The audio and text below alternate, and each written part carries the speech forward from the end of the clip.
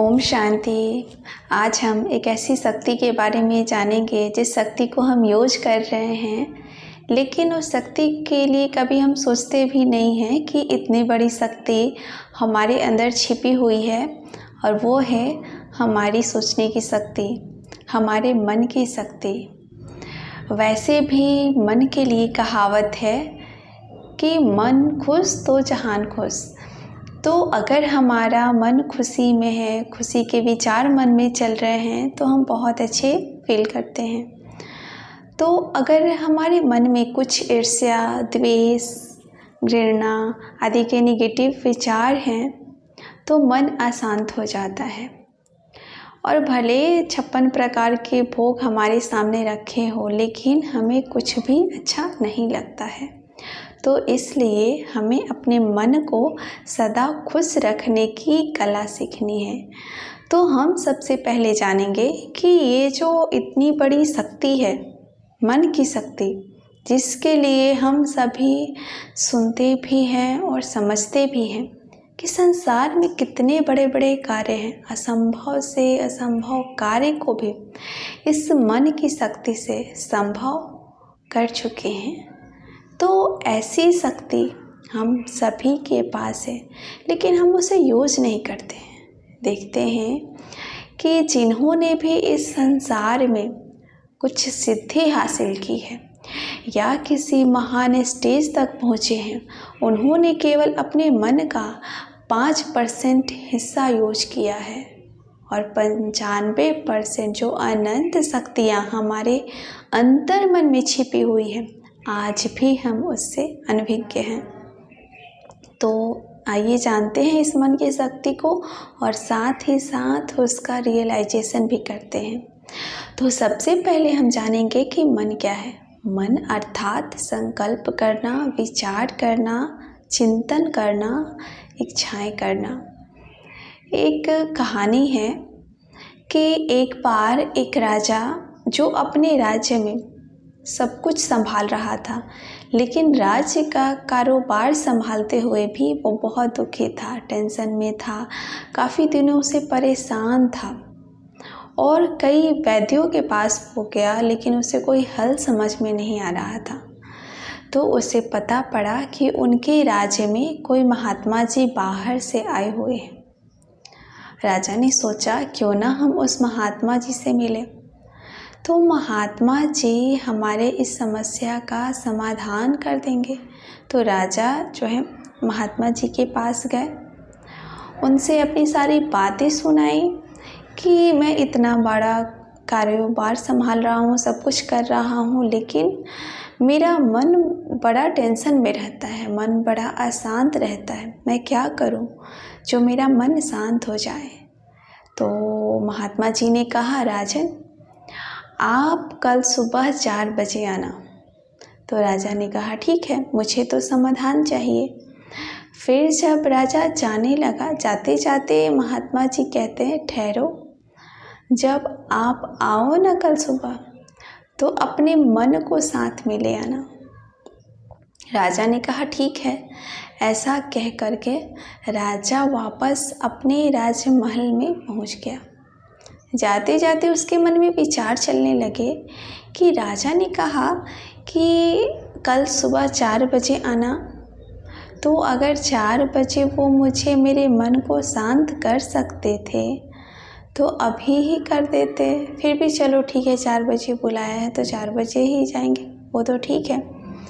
लेकिन उन्होंने कहा अपने मन को साथ में लेकर आना। तो ये मन क्या चीज़ है, सोचने लगा राजा। क्या मन कोई वस्तु है, मैं उसको उठा कर लेकर जाऊंगा?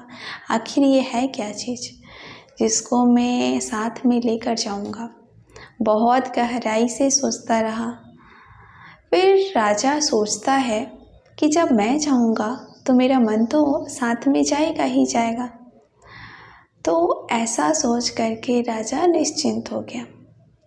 दूसरे दिन राजा जो है महात्मा जी के पास पहुंचा।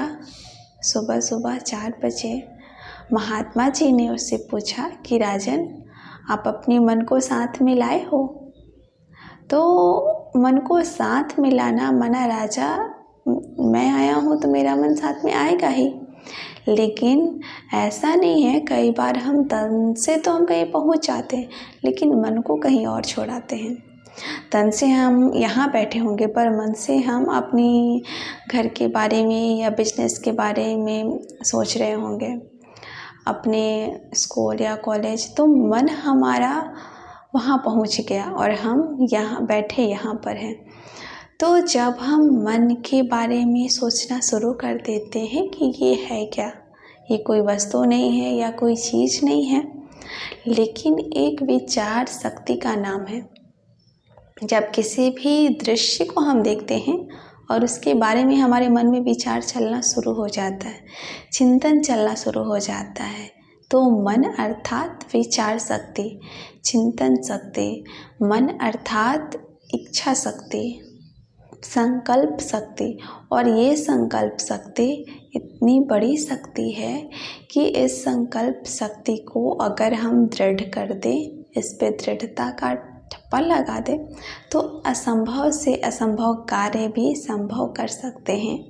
हर एक कार्य हमारे लिए आसान है, केवल हमें अपने मन को शक्तिशाली बनाना है, मन में दृढ़ता पूर्वक कोई भी संकल्प करना है।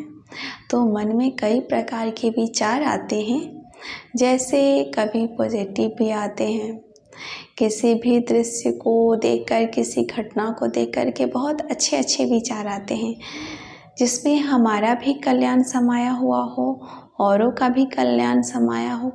तो पॉजिटिव विचारों से मन खुश हो जाता है, शांत होता है, मन की आंतरिक ऊर्जा बढ़ने लगती है।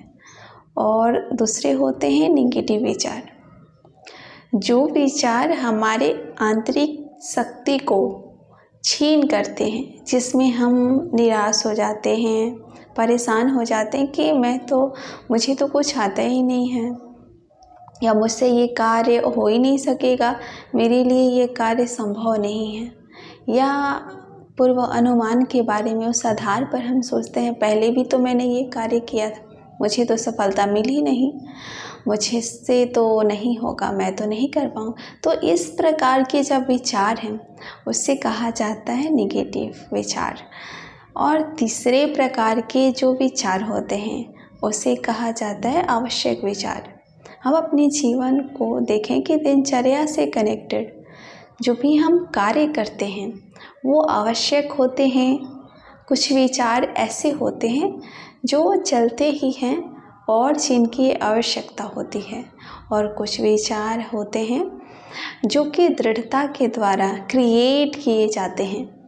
अपने मन में हम ऐसे दृढ़ विचार लाएं तो हमारा मन भी पावरफुल होता है, और इसीलिए कहा जाता है कि दृढ़ता ही सफलता की चाबी है। तो जो संकल्प हम करते हैं, तो हमने सोचा आज से मुझे सुबह जल्दी उठना है, अब इस संकल्प को हम दृढ़ता पूर्वक करें कि मुझे कुछ भी हो जाए, मुझे सुबह जल्दी उठना ही है। टाइम हम अपना फिक्स कर ले कि मुझे 4 बजे उठना है या 5 बजे उठना है, तो वो कार्य निश्चित है संभव हो जाएगा। पर अगर दृढ़ता नहीं है तो हमने सोचा तो है लेकिन वो कार्य कुछ % में होगा कुछ नहीं भी हो पाएगा। तो इसीलिए मन को हमें पावरफुल बनाना है, और मन जितना शक्तिशाली होगा उतना हर कार्य में सफल हो पाएंगे। वैसे भी मन के बारे में बहुत सारी कहावत प्रचलित है। कहा जाता है मन तो एक चंचल घोड़े के समान है, मन जो है वो बेलगाम घोड़े की तरह है, लेकिन उसको लगाम देने वाली है बुद्धि। मन को होता क्या है, हम किसी भी चीज़ के लिए मना करते हैं कि नहीं ऐसा नहीं करना है, तो हमारा मन और उसी तरफ पार बढ़ जाता है। लेकिन मन को हम पॉजिटिव विचार देंगे, क्या करना है वो उसे बताएंगे, तो अवश्य हमारा मन एक सकारात्मक दिशा में जाती है। तो मन को हमें श्रेष्ठ संकल्पों से भरना है, क्योंकि जब हम कोई नकारात्मक विचार अपने मन में लाते हैं कि ऐसा क्यों हुआ, इसने ऐसा क्यों किया, मेरे साथ ही ऐसा क्यों होता है, मुझे तो कोई कार्य में सफलता ही नहीं मिलती है, मैं तो आगे बढ़ ही नहीं पाता। तो इस प्रकार की जो नेगेटिव वृत्ति है, नकारात्मक बातें हैं, वो हमारी स्थिति को कमज़ोर करते हैं, अंदर से हमें खोखला कर देते हैं, शक्तिहीन बना देते हैं।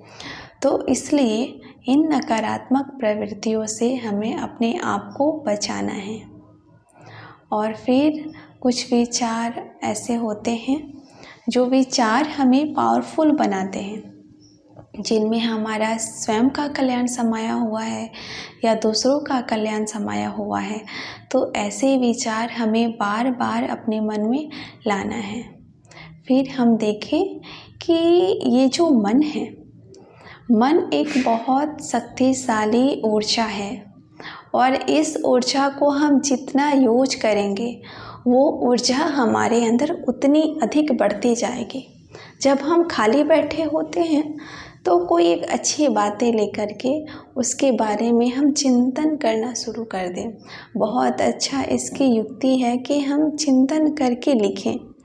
जब हम लिखते हैं ना तो हमें और अधिक अच्छे अच्छे विचार हमारे मन में आते हैं और चिंतन शक्ति भी हमारी बढ़ती जाती है।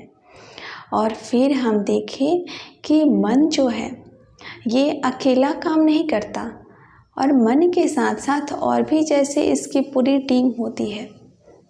मन जिसे हम कहते हैं विचार शक्ति या थॉट्स पावर, जैसे हमारे थॉट्स होते हैं, विचार होते हैं, उस विचार को जब हम बार बार करते हैं, कोई एक विचार हमने बार बार किया, वो हमारी भावनाएं बन जाती हैं।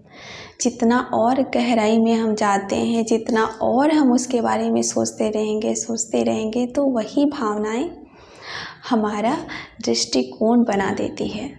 और वही दृष्टिकोण अगर लंबे समय तक किसी के लिए भी हमारा चलता रहा तो वो दृष्टिकोण हमारी स्मृति में समा जाती है।